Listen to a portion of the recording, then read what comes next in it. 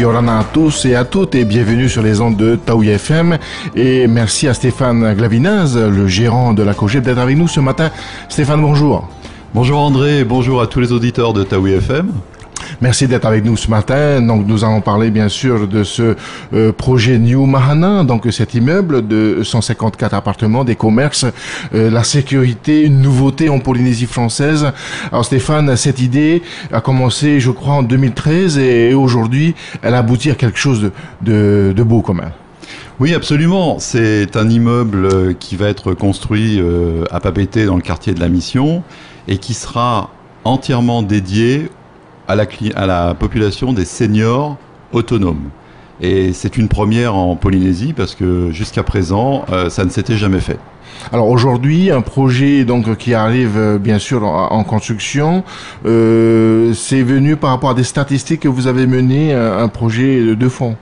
Voilà, alors le promoteur du projet, le groupe Boyer, avait effectivement relevé qu'il y avait une population retraitée assez importante en Polynésie. Aujourd'hui, je crois que l'Institut de la statistique dénombre plus de 50 000 retraités et a fait le constat qu'il n'y avait aucun type de logement adapté à la population des seniors, justement, alors que quand on observe ce qui se passe dans d'autres pays, on constate que les seniors qui deviennent de plus en plus nombreux avec l'augmentation de la durée de vie humaine, eh bien, trouvent à se loger de plus en plus dans des résidences qui sont réellement adaptées à leurs besoins. Alors, adapté, c'est-à-dire il y a de grands espaces dans ces chambres, des grandes pièces, de la climatisation peut-être? Alors, une résidence pour seniors autonomes, c'est une résidence dans laquelle on va pouvoir avoir son propre appartement avec un certain nombre de prestations. Bon, effectivement, on pourra y revenir tout à l'heure. Mais je dirais là, jusqu'à présent, ça ne distingue pas tellement d'un autre type de résidence. Là où on a une différence majeure, c'est que dans une résidence pour seniors autonomes, on a beaucoup d'espaces qui sont réservés à des activités communes que l'on choisit à la carte. En fait, tout un ensemble d'activités qu'on va retrouver au rez-de-chaussée de l'immeuble, à savoir une salle multimédia. On va retrouver également un espace pour faire de la gym douce. On va retrouver des salles de jeu. Donc tout un ensemble de prestations qui permettent en fait aux gens de se rassembler, de faire connaissance, de faire des activités ensemble, pourquoi pas, à l'intérieur ou à l'extérieur de l'immeuble. Et à cela va se rajouter une galerie marchande avec un certain nombre de commerces et de professions médicales, paramédicales, qui seront justement au service de cette population. Je peux vous dire dès maintenant qu'il y aura une brasserie. Ça, c'est important parce que cette brasserie pourra aussi livrer des plats à emporter dans les étages pour les personnes qui n'ont pas envie ce jour-là de faire la cuisine. Donc c'est pratique, il n'y a pas à se déplacer, c'est sur place. Et ils peuvent aussi se déplacer vers le bas. Ils peuvent aussi, puisque en fait, vu la situation de l'immeuble, on est dans Papeete, on est à 5 minutes à pied du centre-ville, du marché. On a également les écoles pas loin pour pouvoir récupérer par exemple les motoirs quand les parents sont au travail et qu'ils ne peuvent pas le faire. On n'est pas loin de l'hôpital, on n'est pas loin d'un certain nombre de prestations. Et à l'intérieur même de l'immeuble, donc on aura brasserie, pharmacie, institut de beauté, coiffeur. On aura également un cabinet d'infirmier, un cabinet médical, un espace pour coaching de fitness, une piscine qui sera dédiée justement à des activités de gym aquatique. Donc il y a énormément de choses qui sont faites pour que les seniors puissent avoir des activités, mais des activités à la carte. Tous les jours, un régisseur proposera une liste d'activités. Eh bien, en fonction des envies des uns ou des autres, on les fait ou on les fait pas. Dans les zones communes. Et dans les zones communes, tout à fait. Donc on a bien distingué, Stéphane, la différence entre un immeuble loué donc à des particuliers et cet immeuble, ce projet New Mahana qui donc s'adresse vraiment à des retraités, à des plus de 60 ans, on est d'accord? Alors c'est un immeuble effectivement qui s'adresse à des occupants, je dis bien des occupants. Qui auront 60 ans et plus, bien sûr, Et l'idée, c'est en fait de leur simplifier la vie.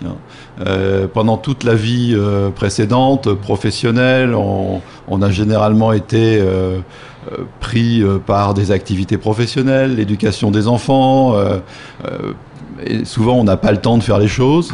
Eh bien là, cet immeuble permettra aux gens vraiment de profiter de la vie en ayant tout un tas de propositions, d'activités qui peuvent donc les intéresser, et aussi rencontrer d'autres personnes qui vont se joindre à elles pour faire ces activités. C'est important parce que en discutant justement avec des seniors, depuis qu'on a commencé la commercialisation de cet immeuble, on s'est aperçu que bien souvent, retraite, c'est souvent synonyme d'isolement.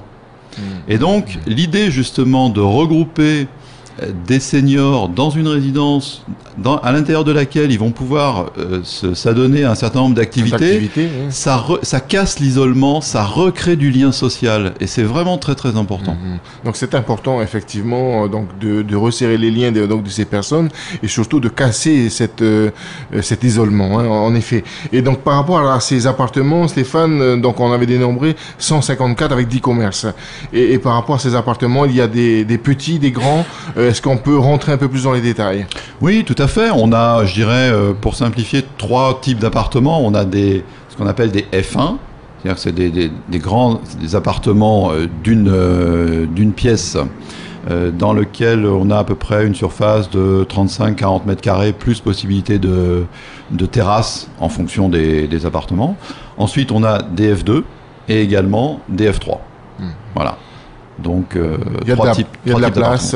Il y a de la place pour les personnes seules, des personnes ou des personnes en couple. Ou des personnes en couple. En fait, on vise justement 2 types de clientèle, soit des personnes qui sont à la retraite et qui sont en couple, soit des personnes qui malheureusement justement se retrouvent seules, soit du fait d'un veuvage ou d'un divorce, et qui justement ne se sentiront plus isolées parce qu'elles seront dans un immeuble avec des gens qui ont un peu les mêmes préoccupations qu'elles.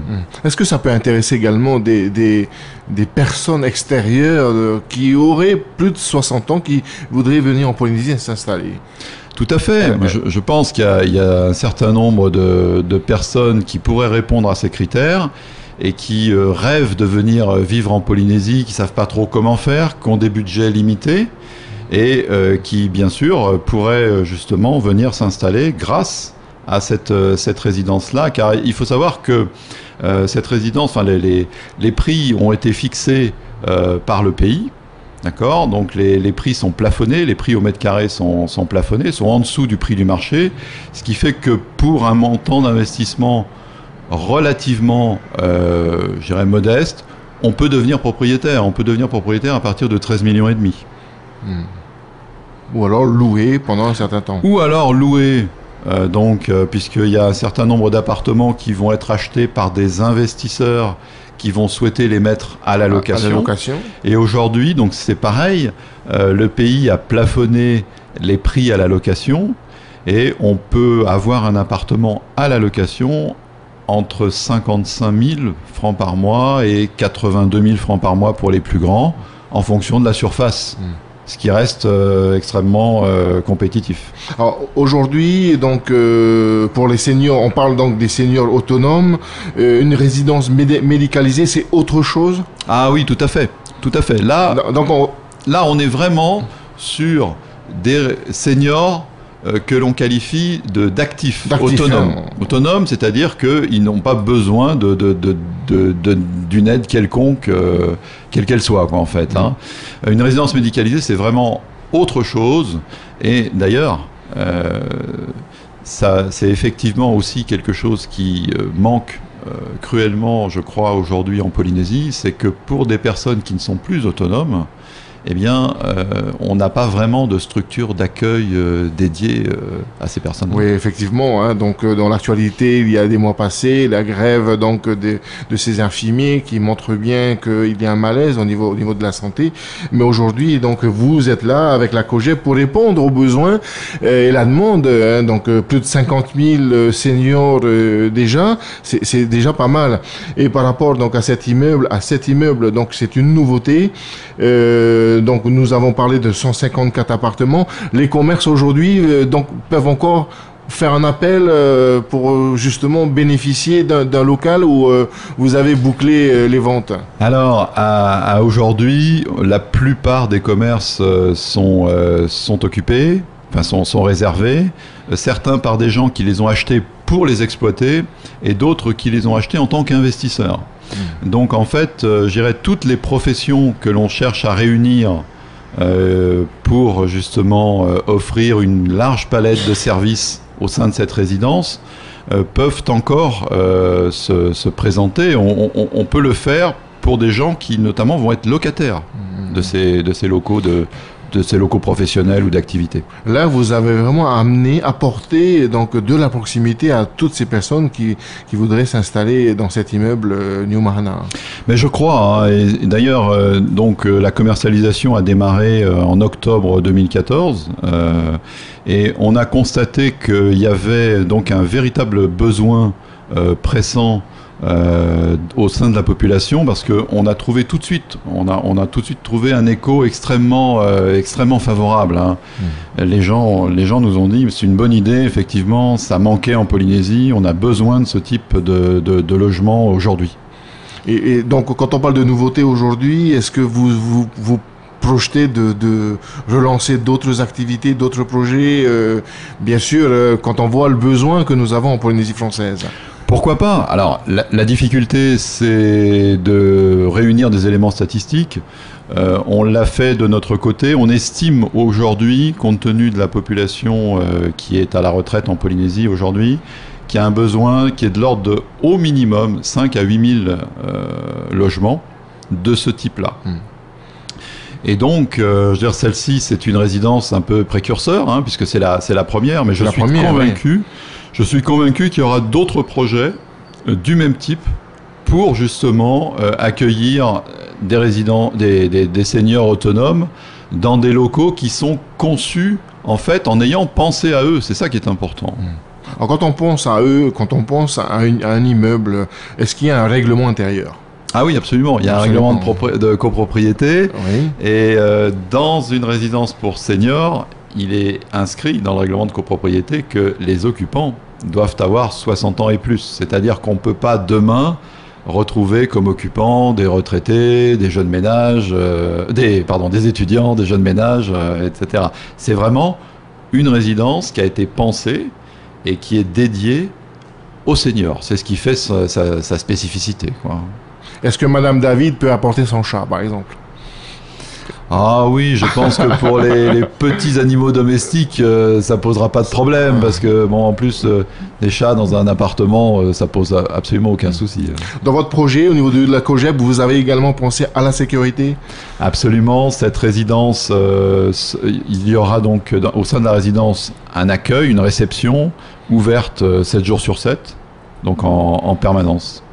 Il y aura des digicodes pour pouvoir rentrer à l'intérieur à partir de certaines heures. Donc la résidence a été pensée justement pour apporter un maximum de sécurité à ses occupants et pour que les gens s'y sentent bien. C'est un sacré confort quand même, à 5 minutes quand même du centre-ville. C'est une petite marche matinale pour aller faire son marché. C'est un terrain qui couvre un espace de combien à peu près? Alors l'assiette foncière représente un peu plus de 2700 mètres carrés. C'est un magnifique terrain avec un immeuble qui va être érigé dessus en R+9, c'est-à-dire que jusqu'au 9e étage, c'est-à-dire qu'on dépasse largement les immeubles environnants, donc il y aura effectivement de très belles vues, que ce soit sur la côte Est ou que ce soit vers Papeete ou Moorea. Et effectivement, bon, l'immeuble comptera également 3 niveaux de sous-sol, donc tous les parkings seront en sous-sol, sans exception. Et l'avantage énorme, c'est sa situation géographique. On est à 5 minutes du centre de Papeete à pied. Donc on n'a pas besoin de prendre sa voiture. Et ça, je pense que quand on est à la retraite, c'est un luxe. Un luxe, à Tahiti, quoi. Voilà. Et donc je voudrais simplement situer le lieu en situant le bâtiment de Royal Automobile. Tout le monde connaît ce bâtiment Royal Automobile, où il y a la marque Land Rover. Voilà. Et c'est dans cette rue-là. Voilà, tout à fait. C'est-à-dire que quand on part du pont de l'Est, et qu'on va vers Mamao. Mamao. En fait, dès qu'on passe au niveau du concessionnaire Land Rover, il y a une rue qui part à droite, qui est la rue Martin, anciennement de Flessel, je crois. Et bien, l'immeuble se trouve dans cette rue. Donc vous voyez à peu près, si vous nous entendez sur les ondes de Taoui FM, vous voyez distinguer bien le lieu où se situera donc ce bâtiment, cet immeuble donc sur ce projet New Mahana. Stéphane, la COGEP, c'est l'immobilier, c'est aussi les finances, deux grandes lignes d'attaque. Oui, deux grands secteurs d'activité. Donc COGEP depuis plus de 20 ans maintenant est connu pour donc ses services en matière de gestion de patrimoine des particuliers et de l'immobilier. Et de l'immobilier. Aujourd'hui, avec ce nouveau projet, c'est une demande, c'est un besoin. Est-ce que vous allez contribuer à mettre en place d'autres projets dans ce sens-là? Aujourd'hui, c'est notre recherche. Hein. Nous sommes vraiment à la recherche de projets immobiliers qui apportent, je dirais, du sang neuf à l'immobilier en général dans le pays, quoi. Ouais. Alors aujourd'hui, c'est un bâtiment, c'est un immeuble. Pourquoi ne pas penser à des farés éparpillés dans je sais pas moi, dans une forêt où on pourrait vivre mieux, ou est-ce que c'est un projet qui peut être imaginé en Polynésie? Je pense qu'on peut tout à fait imaginer qu'on puisse avoir, donc au titre d'une résidence pour seniors, des petits farets effectivement qui seraient, alors à ce moment-là, un peu distants de Papeete. Ça fait partie des projets sur lesquels on réfléchit aujourd'hui. Maintenant, il y a un point aussi qui est quand même très très important si on observe ce qui se passe à l'extérieur, c'est qu'il y a eu des résidences pour seniors qui ont été faites en Europe ou aux États-Unis, qui ont été faites à l'extérieur des villes. Et en fait, aujourd'hui, on assiste à un mouvement où les gens, les personnes âgées veulent se retrouver en ville. D'abord parce que y a des tas de choses qu'on peut faire à pied et qu'on a une plus grande proximité avec, je dirais, les besoins de tous les jours. Ça, c'est vraiment un critère qui a été retenu. Hein. Ouais. Et c'est pour ça qu'on a fait cet immeuble à cet endroit-là. Enfin, il est prévu pour être construit à cet endroit-là. Parce que justement, la situation géographique, à mon avis, était vraiment un critère déterminant. J'ai entendu parler d'autres projets de résidence pour seniors autonomes, mais qui n'ont pas vu le jour parce que justement, elles n'étaient pas situées en ville. Et oui. Et donc cette proximité-là a fait que ça a facilité davantage la création de ce projet. Quand on discute avec les gens que l'on rencontre et qui ont déjà réservé, puisqu'on a pratiquement la moitié de l'immeuble qui est déjà en réservation, quand on discute avec eux, c'est vraiment ce critère d'être en ville, dans un quartier calme, mais à proximité de toutes les commodités que présente la ville. Ouais, je rappelle qu'il y a une école à côté. Absolument, il y a une école. Il y a plusieurs écoles. Il y a plusieurs écoles, il y a plusieurs lieux de culte. Il y a l'hôpital qui est pas loin, il y a le marché, il y a le centre-ville de Papeete. Et en fait, comme on le disait tout à l'heure, pouvoir faire tout ça sans avoir besoin de prendre sa voiture, c'est un grand luxe aujourd'hui. Voilà. Aujourd'hui, je voudrais acquérir ou alors m'informer tout simplement sur ces appartements. Où est-ce que je dois me tourner? Alors, nous avons 3 points d'accueil. Il y en a un d'ailleurs qui se trouve sur les lieux mêmes de l'endroit où l'immeuble va être construit, hein, qui est ce qu'on appelle une bulle de vente, hein, que nous occupons en semaine. Il y a également bien sûr le siège de COGEP à Pao'Whei, dans l'immeuble Pao'Whei, et donc un 3e point de vente qui est dans l'immeuble Bihan à Pirée. Donc dans ces trois points de vente, on peut bien sûr vous présenter le projet. Alors nous avons parlé de ce projet, de cette nouveauté par rapport à sa distinction concernant les commerces et les besoins que pourraient avoir ces personnes, ces seniors. Nous avons distingué donc le lieu où sera implanté cet immeuble. Il y a également les services de proximité, la sécurité. À qui ça s'adresse aujourd'hui? Est-ce qu'on peut rajouter d'autres choses? Oui, on peut dire que ça s'adresse à 2 grandes catégories de personnes. Soit des personnes qui ont l'intention de l'acheter pour l'occuper, et qui répondent bien sûr aux critères dont on a parlé, hein, c'est-à-dire avoir 60 ans et plus et avoir des revenus plafonnés à 3 SMIC et demi, soit des gens qui veulent investir pour le louer à des locataires qui répondront également aux critères. J'insiste sur cet aspect parce que c'est vraiment, d'abord c'est de l'investissement responsable, hein, c'est de l'investissement pour justement permettre à des personnes âgées, enfin des personnes seniors, autonomes, de pouvoir justement trouver un logement. Et ensuite, on s'est aperçu également que la population des seniors en tant que locataires, pour ceux qui n'aurait pas les moyens de l'acheter, c'est une population qui est intéressante pour un investisseur parce que, en général, quand elle a choisi un endroit à habiter, elle ne bouge pas fréquemment. Donc, on a moins de turnover que dans une résidence étudiante, par exemple. Et c'est là la distinction. Et voilà, puis ce sont des locataires qui payent régulièrement leur loyer, etc. Donc, c'est une population de locataires qui est très recherchée. En tout cas, donc nous avons survolé donc ce nouveau projet, ce New Mahana. C'est pas le nom de l'immeuble, si? Si, l'immeuble va s'appeler New Mahana. L'immeuble va s'appeler New Mahana, d'accord. Et donc une ouverture prévue vers des Alors les travaux ont commencé, hein, et la livraison de l'immeuble est prévue pour la fin du premier semestre 2017. 2017, voilà. Donc il faudra encore venir vous rencontrer pour acquérir d'autres appartements. Oui, tout à fait. Il y a encore un certain nombre d'appartements qui sont disponibles à la vente. Bon, en tout cas, merci beaucoup Stéphane Glavinaz. Je rappelle que vous êtes le gérant donc de la COGEP aujourd'hui.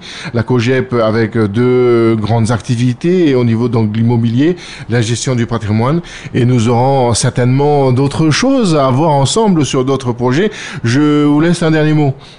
Oui, ce que je voulais dire, c'est que un lieu de vie adapté, c'est tout simplement du bonheur en plus pour les gens. Voilà, merci beaucoup à vous et merci également à nos auditeurs qui nous écoutent ici même sur les ondes de Taoui FM.